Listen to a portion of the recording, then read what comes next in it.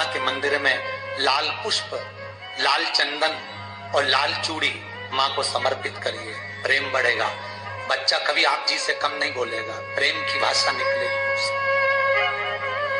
माँ जगत जननी की आराधना, जगदम्बा की उपासना। नवरात्रे में 9 दिन में से कोई एक दिन ऐसा ले लो जिस दिन कन्याओं का भोजन कराओ, साथ में उनको लाल चुनरी ओढ़ाओ या कोई लाल वस्त्र, लाल पूजन की सामग्री उनको दो, सुख मिलेगा। भी देवी की आराधना का एक स्मरण का सुख है महाराज।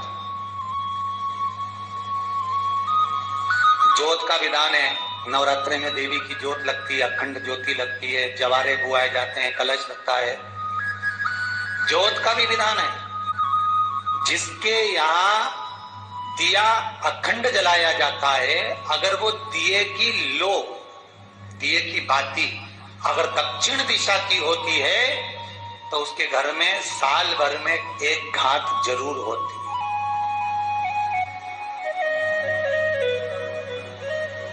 जो दिया अखंड जलता है उसकी बाती का मुख दक्षिण का नहीं होना चाहिए। अगर आपने देवी भागवत का स्मरण करा हो, देवी भागवत को अगर सुना हो, तो देवी भागवत में स्पष्ट किया गया कि पूर्व की ओर मुख करा हुआ दिया, अर्थात पूर्व की ओर ज्योत जो जलाई जाती है वो संपदा की वृद्धि करती है।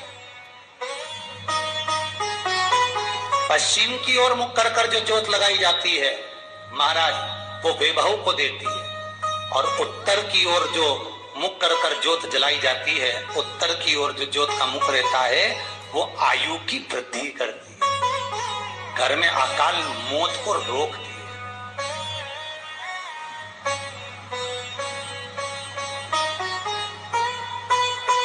रात्रि का जो भाव तत्व है उसको भी अच्छे से समझ लेना। दक्षिण की ओर ज्योत ना लगाएं, अगर आपको लगाना है पूरब की लगाएं, पश्चिम की लगाएं या उत्तर की लगाएं। और जितने दिन महारानी जगदम्बा जगतधात्री दुर्गा भवानी अब की बार माताजी घोड़े पर आई है, हर बार देवी बदल बदल के आती है, इस बार जो नवरात्रे आए वो घोड़े के आए। तो घोड़े पर जो देवी जी आती है वो समृद्धि को देने वाली आती है, लक्ष्मी की वृद्धि करने वाली आती है। जैसी घोड़े की रफ्तार होती है उस रफ्तार से लक्ष्मी घर में आती है। तो ये मेरी माँ जगत जननी दुर्गा भवानी अब की बार घोड़े पर आई है, साल भर में इतना धन दे देगी कि आपने पीछे के 4 साल में नहीं कमाया होगा, इतनी मेरी माँ भंडार भर देगी। ये घोड़े पर आई है, कोई साधारण नहीं हो सकता। देवी भागवत में स्पष्ट किया गया, जब जगदम्बा मगर पर आती है उसका भाव अलग है, और जगदम्बा जब हाथी पर आती है उसका भाव अलग है, और जगदम्बा जब घोड़े पर आती है तो जगत को समृद्धिवान बना देती है, वैभव में कमी नहीं आती।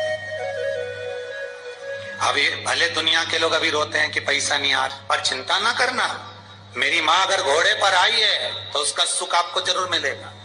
एक जरा सी मिट्टी की दुकान भी अगर आप खोल कर बैठेंगे तो चांदी और सोना के बराबर कमाएंगे, इतना धन देगी वो माँ। साधारण नहीं है मेरी माता। तात्विक सुख का आनंद देने वाली, लाभ तत्व प्रदान करने। और नवरात्रि में भी अगर आपकी कोई कामना है, आपकी अगर इच्छा है, आपका मन है, तो जगत जननी की आराधना करो। पति और पत्नी में अगर क्लेश है तो जगदम्बा के मंदिर में मक्खन चढ़ाओ, प्रेम बढ़ जाएगा। आपको लगता है कि पति कोई अन्य स्त्री से लगा हुआ है या परिवार टूट रहा है, तलाक तक पहुंच गया है, तो माता के मंदिर में आप ध्वजा लगवाइए, उस ध्वजा पर मक्खन लगाकर लगवाइए, आपको लाभ मिलेगा। महाराज यदि आपको लगता है कि बच्चे बहुत ज्यादा अपशब्द बोल रहे हैं, मुंह चला रहे हैं और प्रेम नहीं रख रहे, तो माता के मंदिर में लाल पुष्प, लाल चंदन और लाल चूड़ी माँ को समर्पित करिए, प्रेम बढ़ेगा। बच्चा कभी आप जी से कम नहीं बोलेगा, प्रेम की भाषा निकलेगी। माँ जगत जननी की आराधना, जगदम्बा की उपासना। नवरात्रे में 9 दिन में से कोई एक दिन ऐसा ले लो जिस दिन कन्याओं का भोजन कराओ, साथ में उनको लाल चुनरी ओढ़ाओ या कोई लाल वस्त्र, लाल पूजन की सामग्री उनको दो, सुख मिलेगा, आनंद आएगा। सती कथा में कही थी कि नवरात्रे एकम से प्रारंभ नहीं होते, अमावस्या की रात्रि से प्रारंभ हो जाते, इसलिए उसको कहते हैं नवरात्रे। क्योंकि नवमी के दिन माता जी का विसर्जन हो जाता है, जवारों का विसर्जन हो जाता है, व्रत करने वाले कन्या पूजन भोजन भंडारा कराकर विराम दे देते हैं। तो नवमी की रात्रि उसमें नहीं जुड़ा पाती, उसमें रात्रि अगर जुड़ती है तो ये अमावस्या की रात्रि से जुड़ना प्रारंभ होता है, तब जाकर वो नवरात्रि पूर्ण हो पाती है। पितृलोक में पितृ जैसे निवास होकर भी इंतजार करते हैं। 4 नवरात्रे हैं तो 4 ही श्राद्ध हैं। आज मौनी अमावस्या है, श्राद्ध का विराम हो जाता है और कथा अर्थात नवरात्रे प्रारंभ हो जाते हैं दूसरे दिन। तो यहाँ शास्त्र कह रहा है जैसे हमें प्रतीक्षा रहती है कोई अच्छे कार्य की, कि घर में कोई शुभ कार्य हो, घर में कोई अच्छा आयोजन हो तो अपने को आनंद होगा, प्रसन्नता होगी। उसी तरह हमारे जो पूर्वज चले गए, जो पूर्वज चाहे वो अधोगति में गए हों, चाहे वो देवगति में गए हों, चाहे वो पितृलोक में निवास कर रहे हों, तो जितने भी पितृलोक में निवास करने वाले पूर्वज होते हैं वो भी ये विचार करते हैं कि हमारे घर के वंश द्वारा, हमारे वंशजों द्वारा कोई ऐसा सत्कर्म हो जिससे हमारे जीवन की वितृप्ति हो और हमें आनंद की अनुभूति हो। और ध्यान दीजिएगा महाराज, आपको चैत्री नवरात्रि का स्मरण होगा, आपको शरदी नवरात्रि का स्मरण होगा, पर जो आषाढ़ में और माघ में जो नवरात्रे पढ़ते हैं इसका एक आनंद ही दूसरा रहता है।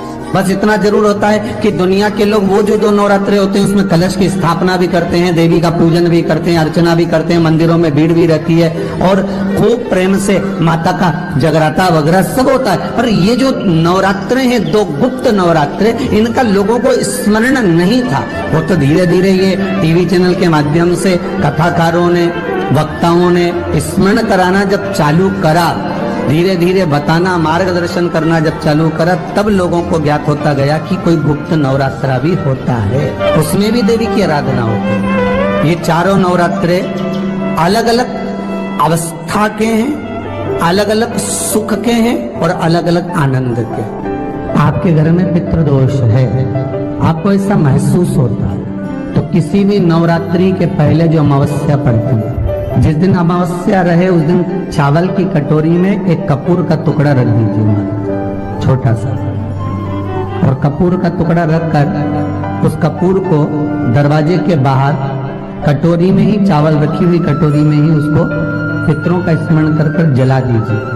और जलाने के बाद उस चावल को कहीं भी किसी भी वृक्ष की छांव में पक्षियों के लिए डाल दीजिए। शिव महापुराण की कथा कहती है, अगर मान लो पितृ आपको कष्ट दे रहे हैं, पितृ आपको तकलीफ दे रहे हैं, कोई काम नहीं होने दे रहे हैं, या कहीं आपको ऐसा लगता है कि पितरों का दोष है, तो वो पितृ दोष देवी, अब ये जो आप करेंगे ये कब कर रहे हैं? अमावस्या के दिन आप उसको रख रहे हैं, अमावस्या के दिन उसको रखकर रात भर आपने रखा कपूर के साथ में, सुबह एकम पड़ गई, नवरात्रि लग गई, उसी दिन उसको जलाकर आपने पटक दिया। अर्थात उससे देवी और पितृ इन दोनों का आशीर्वाद जो प्राप्त होता है, तो घर में से पितृदोष समाप्त होकर लक्ष्मी की वृद्धि प्रारंभ हो जाती है, कार्य में सिद्धता आ जाती है। और नवरात्रि में भी देवी की आराधना का एक स्मरण का सुख है महाराज। ज्योत का विधान है, नवरात्रि में देवी की ज्योत लगती है, अखंड ज्योति लगती है, जवारे बुआए जाते हैं, कलश लगता है, ज्योत का भी विधान है। जिसके यहाँ दिया अखंड जलाया जाता है, अगर वो दिए की लो, दिए की बाती अगर दक्षिण दिशा की होती है तो उसके घर में साल भर में एक घात जरूर होती है। जो दिया अखंड जलता है उसकी बाती का मुख दक्षिण का नहीं होना चाहिए। अगर आपने देवी भागवत का स्मरण करा हो, देवी भागवत को अगर सुना हो, तो देवी भागवत में स्पष्ट किया गया कि पूर्व की ओर मुख करा हुआ दिया, अर्थात पूर्व